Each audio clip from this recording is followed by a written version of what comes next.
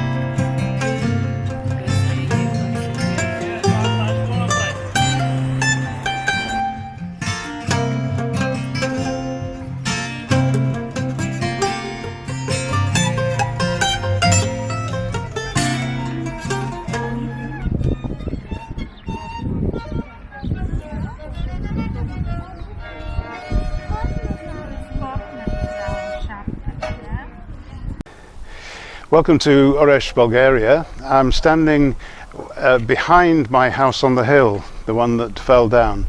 It's become a bit of a legend. It may never get done because if it has to be completely rebuilt, we'd need planning permission. That's a story that's ongoing, and we'll keep on telling you how that's going.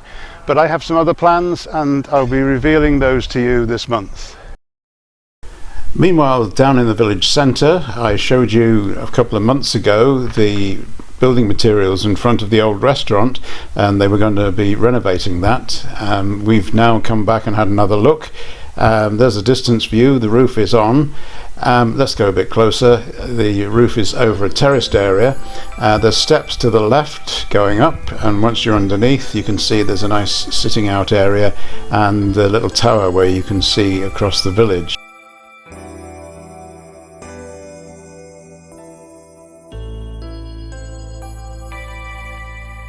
The scaffolding on the Heritage Centre has been taken away, and we have a nice shiny new building. Very impressive for a small village, this building with its fountain in front. There isn't a central village shopping area. The shops are actually small and scattered around the village. Here's a typical one, and we'll show you more of these at some time in the future. So this is the house on the hill, which I've said is going to be too difficult. There's an area over there which I thought we could come in through, but it could be too steep a road. So it may be that we clear this site manually over the next few years. The thing is, I still need a place to live. Demolishing this and rebuilding it requires planning permission, and I just want to fairly quickly get a base here in Bulgaria, and particularly in Oresh. So a house that I've already shown you that was up for sale, I have put a deposit on it because I think I need somewhere here a lot quicker than I can get anything done up here.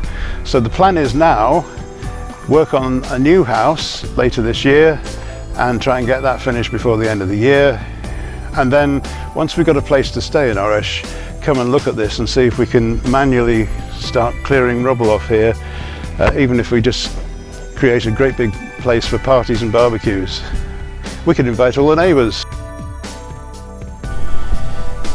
Here's a little excerpt from an advert for a property I showed you last July. It was bought by two ladies who were moving over from South Wales. One of them has recently arrived with the furniture. The plot's been cleared, and a few months ago I showed you some of the internal work with the double glazing being put in and the floorboards. It's two properties that they're eventually going to join together, but it makes it easier to work on leaving them separate for now. One of the reasons for this is they're building a bathroom around the back, and to go through this walkway between the two properties enables you to get easier access. There was the floor going down. I already showed you this. And what's happened since? More of the double glazing's gone in. This was the state of the extension a few months back. And right now it's got the roof timbers starting to go in place, and it's more obvious exactly how it's all going to fit in with the main house.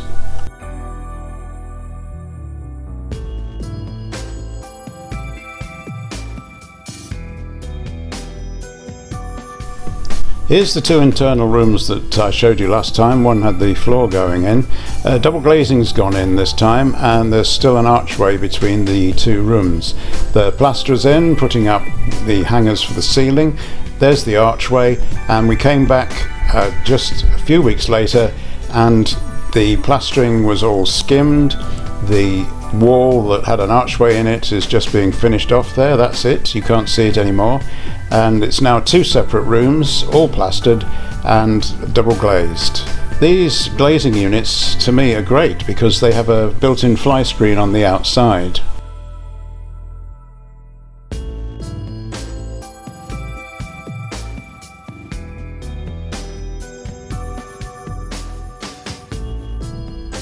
Other rooms in the house or houses are still a work in progress. There's wiring in, first fix is in place, and there's still some plastering to do.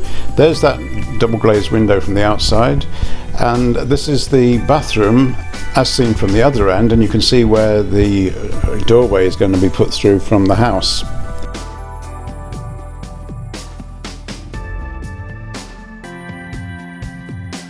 So there it is.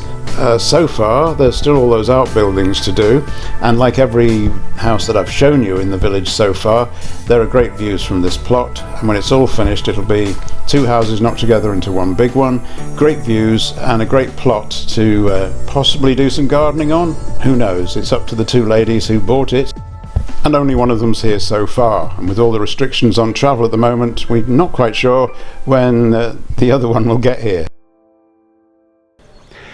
I have a viewer on YouTube who told me after watching my Bulgaria videos that he bought a house in Bulgaria and never been to see it.